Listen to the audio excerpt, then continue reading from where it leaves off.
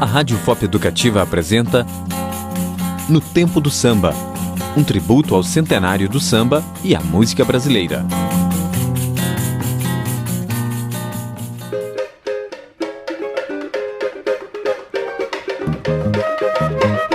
Olá a todos, eu sou Antônio Marcelo Jackson, professor da Universidade Federal de Ouro Preto, e no episódio de hoje de No Tempo do Samba, Malandros e Polacas. Você partiu, saudade me deixou, eu chorei. Sem dúvida que o coração da pequena África residia, como já disse o pesquisador Humberto Franceschi, num retângulo entre as ruas Visconde de Itaúna e Senador Eusébio, fechado pelas ruas de Santana e Marquês de Pombal. Era então Praça 11, onde hoje está a estátua em homenagem a Zumbi dos Palmares, na Avenida Presidente Vargas, centro do Rio de Janeiro. Lá aconteciam as principais festividades.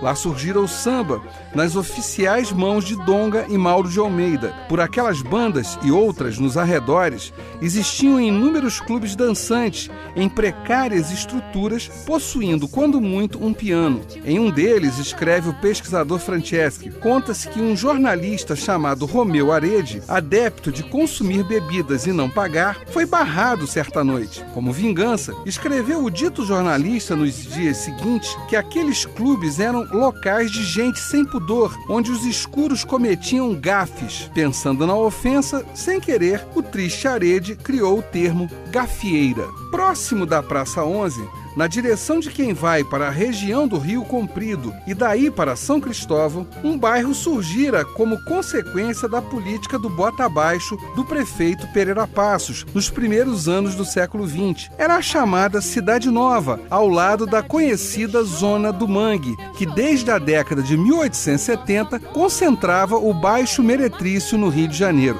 De um lado, um número sem fim de indivíduos que pouco a pouco foram caracterizados de capoeiras, isto porque parte significativa deles tiveram origem em soldados que, afastados das ações militares e desempregados, tornavam-se adeptos da capoeira, luta angolana e mais do que conhecida entre os bantos do Rio de Janeiro. Temidos por boa parte da sociedade, não demorou muito para que vários se vissem envolvidos na política como cabos eleitorais, particularmente em uma época em que a violência explícita e a ausência de qualquer escrúpulo nas práticas eleitorais, sumiço de urnas e votos fantasmas eram termos comuns na arte da política brasileira. Não custa lembrar, por exemplo, a eleição de Hermes da Fonseca para a presidência da República com exatos 400 mil votos. Nenhum a mais, nenhum a menos. É da figura do capoeira que irá surgir após a década de 1920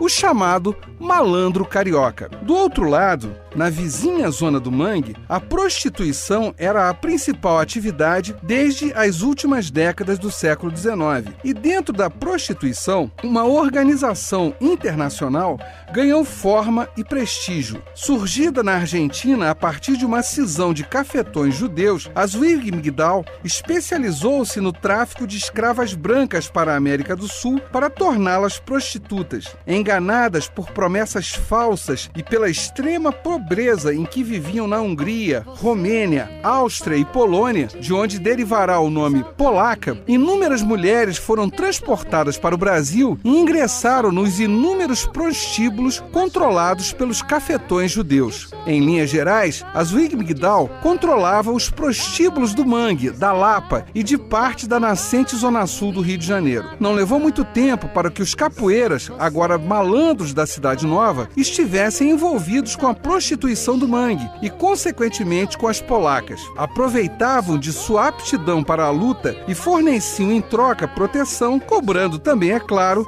um tanto de favores sexuais. Paulatinamente, alguns desses malandros também se transformaram em cafetões, dividindo suas atividades entre a malandragem em si, alguns com a música e a prostituição. Apenas para citar, compositores como Brancura, Milton Bastos, entre outros, estavam nesse grupo. Mais ou menos no centro da Cidade Nova está o Largo do Estácio, com botequins e casas humildes, onde, vez por outra, malandro compositores, trabalhadores, operários, toda aquela legião de desvalidos se encontrava para conversas e rodas de samba. Em 1927, um desses frequentadores e moradores do Estácio, Alcebiades Barcelos, compôs a música A Malandragem. Quis o destino que pouco tempo depois, numa gafieira do Rio Comprido, Alcebiades, ou simplesmente Bide, como ficou conhecido, conhecesse o cantor Francisco Alves e este, por sua vez, impressionado com a canção, gravasse em disco. Vamos ouvir um trecho.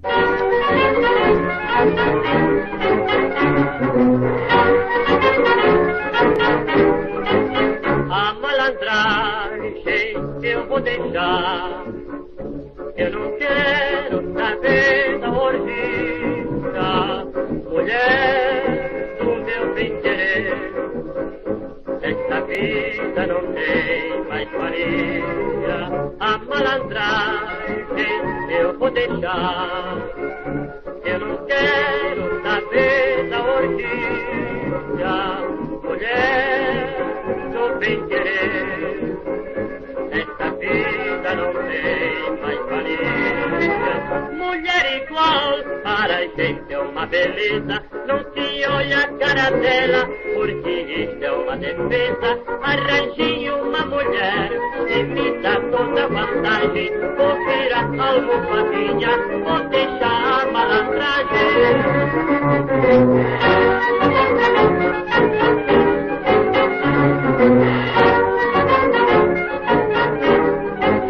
A malandragem eu vou deixar, eu não quero saber da orgia, mulher do meu bem-querer. Esta vida não tem mais valia, a malandragem eu vou deixar, eu não quero saber da orgia, mulher do meu bem-querer. Esta vida não tem mais valia. Esses otários que só sabem dar palpite, quando chega o carnaval, a mulher lhe dá o suíte. Você diz que é malandro, malandro você não é. Malandro é seu abóbora, que manobra com as mulheres.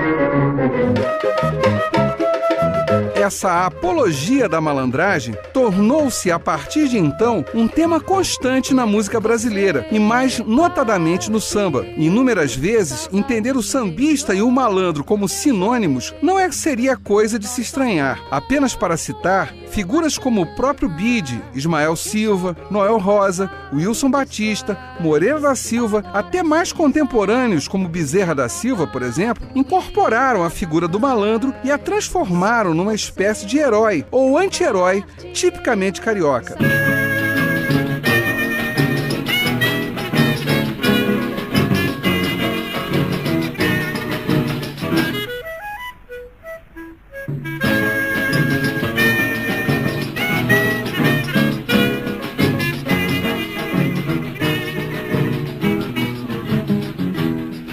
Meu chapéu do lado, tamanco arrastando, lenço no pescoço, navalha no bolso.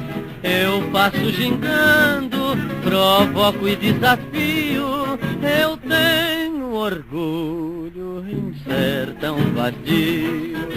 Meu chapéu do lado, tamanco arrastando, lenço no pescoço, navalha no bolso. Eu passo gingando, provoco e desafio. Eu tenho orgulho em ser tão vadio. Sei que eles falam deste meu proceder. Eu vejo quem trabalha andar no miserê. Eu sou vadio porque tive inclinação. Eu me lembro, era criança, tirava samba canção. Comigo não, eu quero ver quem tem razão. Ouvimos de Wilson Batista o samba Lenço no Pescoço, na clássica interpretação de Silvio Caldas. Com isso, ficamos por aqui. Grande abraço a todos e até o nosso próximo No Tempo do Samba. A Rádio FOP Educativa apresentou No Tempo do Samba, um tributo ao centenário do samba e à música brasileira. Idealização e apresentação, Antônio Marcelo Jackson. Colaboração, Amanda Santos e Gabriela Pinheiro. Visite nosso site notempodosamba.com.br.